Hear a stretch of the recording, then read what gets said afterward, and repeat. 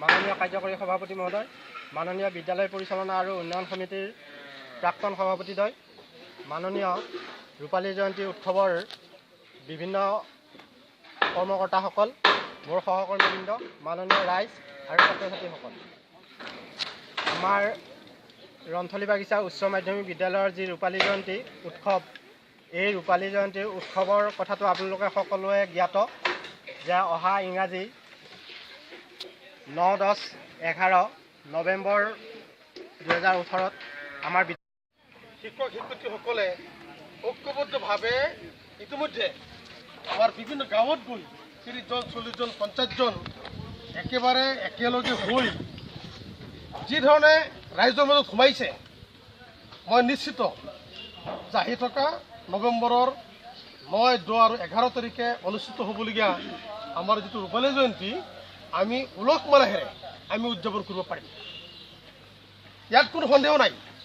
ইতিমধ্যে আমাৰ RCৰ সম্পাদকসকলক লৈ আমি যিখিনি পৰ্যালোচনা কৰিছোঁ, ইতিমধ্যে মই নিশ্চিত যে আহি থকা ৰূপালী জয়ন্তী আমি উলহ মালহেৰে আমি উদযাপন কৰিব পাৰিম। কিন্তু মোৰ এটাই অনুৰোধ,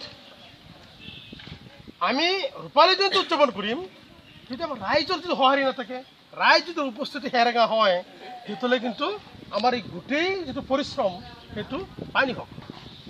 কাৰণ সততে স্কুলবিলাকত সভা সমিতি মাতিলে আমাৰ গাৰ্জেনসকল নাহে, ৰাইজৰ যিটো উপস্থিতি সেইটো অতিকৈ কম। সেইকাৰণে মই কথাখিনি ক'ব বিচাৰিছোঁ, আজি আমি যদি ব্যক্তিগত খণ্ডৰ বিদ্যালয়বিলাকৰ কথা কওঁ, যে ব্যক্তিগত খণ্ডত আমাৰ যিসকল ল'ৰা ছোৱালী পঢ়ে, সেইসকল ল'ৰা ছোৱালীক আঙুলিত ধৰি আমাৰ গাৰ্জেনসকলে লৈ যায়। স্কুলখনত দিয়াৰ পিছত পাৰিলে তাতেই বহি থাকে। হাফ টাইমত কেনেকৈ তেওঁলোকক লাঞ্চ খুৱাব, আকৌ ছুটি হোৱাৰ পিছত স্কুটি চলোৱা হ'ল। একদম প্ৰাইভেট স্কুলত পঢ়ে কাৰণে একদম আমাৰ চকুৰ আগতে ফুনাই স্কুটি চলাই প্ৰাইভেট স্কুললৈ নিজৰ ল'ৰা ছোৱালী লৈ যায় আৰু ঘৰত লৈ আনে। কিন্তু চৰকাৰী বিদ্যালয়ত পঢ়ি থকা ল'ৰা ছোৱালীৰ মা দেউতাসকলে কেতিয়াও স্কুলৰ সভা সমিতিসমূহত অংশগ্ৰহণ নকৰে। মই কথা পাতিছিলোঁ যে আপুনি যে মিটিং মাতিব, আহিব নে নাই, মানুহ আহিব নে নাই, গাৰ্জেনসকল আহিব নে নাই। এতিয়া সেইকাৰণে মই ধন্যবাদ জনাইছোঁ যে এই যে সভাখনৰ কাৰণে আমাৰ বিদ্যালয় পৰিচালনা সমিতিৰ বিষয়ববীয়াসকল আমি সহযোগিতা কৰিম। আপোনালোকে আমাক কথা দিব লাগিব যে অহা 5 বছৰৰ ভিতৰত ভাল ধৰণৰ আমি ৰিজাল্ট কৰিম।